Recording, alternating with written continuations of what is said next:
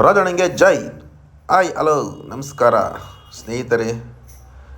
ಈಗ ನೋಡಿ ನಾವು ಎಲ್ಲಿ ಬಂದಿದ್ದೀವಿ ಅಂತ ಗೆಸ್ ಮಾಡಿ ನೋಡೋಣ. ಗೆಸ್ ಮಾಡೋದೇನು, ನೋಡೋಕ್ಕೆ ಗೊತ್ತಾಗುತ್ತೆ ಎಲ್ಲರಿಗೂ ನಾವೆಲ್ಲಿದ್ದೀವಿ ಅಂತ. ಇಲ್ಲಿ ರಾಜ್ಕುಮಾರ್ ಸಮಾಧಿ ಹತ್ರ ಬಂದಿದ್ದು ನಮ್ಮ ಅಪ್ಪು ಸಾರ್ನವ್ರು ನಾನು ಭೇಟಿಯಾಗೋಣ ಅಂತ. ಆದರೆ ಜನಗಳು ತುಂಬ ಜನನೇ ಇದ್ದರು. ಎನಿ ಟೈಮ್ ಜನ ಇಷ್ಟಿದ್ದೇ ಇರ್ತಾರೆ ಅಲ್ಲಿ. ಬಟ್ ಅದು ತುಂಬ ಚೆನ್ನಾಗಿದೆ. ಸುತ್ತಮುತ್ತ ವಾತಾವರಣ ಎಲ್ಲ ಚೆನ್ನಾಗಿದೆ. ಆದರೆ ಅಲ್ಲಿ ಹೋದಾಗ ಒಂದು ಬೇಜಾರಾಗೋದಂದರೆ ಎಲ್ಲ ಇದ್ದಾರೆ, ಬಟ್ ಅಲ್ಲಿ ನಮ್ಮ ನಮ್ಮ ನಮ್ಮ ನಮ್ಮ ನಮ್ಮ ನಮ್ಮ ಸಾಹಸ ಸಿಂಹ ಡಾಕ್ಟರ್ ವಿಷ್ಣುವರ್ಧನ್ ಅವರದ್ದು ಒಂದು ಸ್ಮಾರಕ ಇದ್ದರೆ ಚೆನ್ನಾಗಿರೋದು. ರಾಜ್ಕುಮಾರ್ ಹಾಗೆ ಶಂಕರ್ನಾಗ್ ಅವ್ರದ್ದು ಇದ್ದರೆ ಚೆನ್ನಾಗಿರೋದು.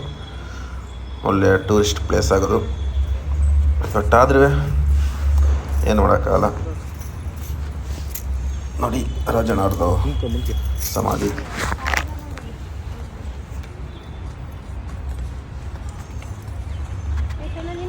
ತುಂಬ ಚೆನ್ನಾಗಿದೆ, ಚೆನ್ನಾಗಿ ಮಾಡಿದ್ದಾರೆ. ರಾಜಣ್ಣ ಅವರು ಎಷ್ಟು ಸಿನಿಮಾದಲ್ಲಿ ಅಭಿನಯ ಮಾಡಿದ್ದರು, ಅಷ್ಟು ಸಿನಿಮಾಗಳ ಭಾವಚಿತ್ರವನ್ನು ನಟಿಸಿದ್ದಾರೆ. ಅಣ್ಣವರು ಮಾಡ್ತಿರೋ ಪಾತ್ರನೇ ಇಲ್ಲ. ಅದೇ ರೀತಿ ನಾವು ಎಷ್ಟು ಫಿಲಮ್ ನೋಡಿದ್ಯಾ? ಅಲ್ಲಿಂದ ಹಾಗೆ ಎಲ್ಲ ಚಿತ್ರಗಳ ಭಾವಚಿತ್ರಗಳನ್ನು ವಿಡಿಯೋ ಮಾಡ್ಕೊಂಡು ಮುಂದೆ ಹೋದೋ. ನೋಡಿ ಎಲ್ಲ ಭಾವಚಿತ್ರಗಳನ್ನು, ಒಂದೊಂದು ಫೋಟೋಗಳು, ಒಂದೊಂದು ಮೆರುಗು. ಅಣ್ಣವರ ಗೊತ್ತು, ಇಂಡಿಯಾಗೆ ಗೊತ್ತು. ಆದರೆ ಸ್ನೇಹಿತರೆ, ನಮ್ಮ ಸಾಹಸ ಸಿಂಹ ವಿಷ್ಣುವರ್ಧನ್ ಅವರದ್ದು ಇನ್ನೊಂದು ಸ್ಮಾರಕ ಇದೆ, ಇನ್ನೂ ಚೆನ್ನಾಗಿರೋದು.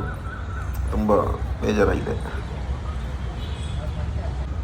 ಡಾಕ್ಟರ್ ವಿಷ್ಣುವರ್ಧನ್ ಸಾಹಸ ಸಿಂಹ ಲೆಜೆಂಡ್, ನಮ್ಮ ಬಾಸ್ ಅವ್ರದ್ದು ಒಂದು ಸ್ಮಾರಕ ಕಟ್ಟಿಸಿದ್ರೆ ತುಂಬ ಚೆನ್ನಾಗಿರೋದು.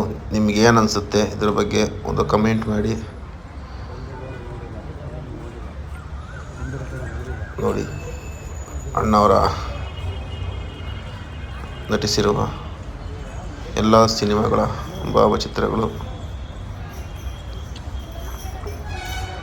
ತುಂಬ ಚೆನ್ನಾಗಿದೆ, ತುಂಬ ಮೆರುಗು ಆಗಿದೆ, ತುಂಬ ಸೂಪರ್ ಆಗಿದೆ, ತುಂಬ ಎಕ್ಸಲೆಂಟ್ ಆಗಿದೆ, ತುಂಬ ತುಂಬ ತುಂಬ ತುಂಬ ತುಂಬ ಚೆನ್ನಾಗಿದೆ. ಆದ್ರೂ ಇದೇ ರೀತಿ ನಮ್ಮ ಡಾಕ್ಟರ್ ವಿಷ್ಣುವರ್ಧನ್ ಅವ್ರದ್ದು ಒಂದು ಸ್ಮಾರಕ ಕಟ್ಟಿಸ್ಬೇಕು ಅಂತ ನಾವು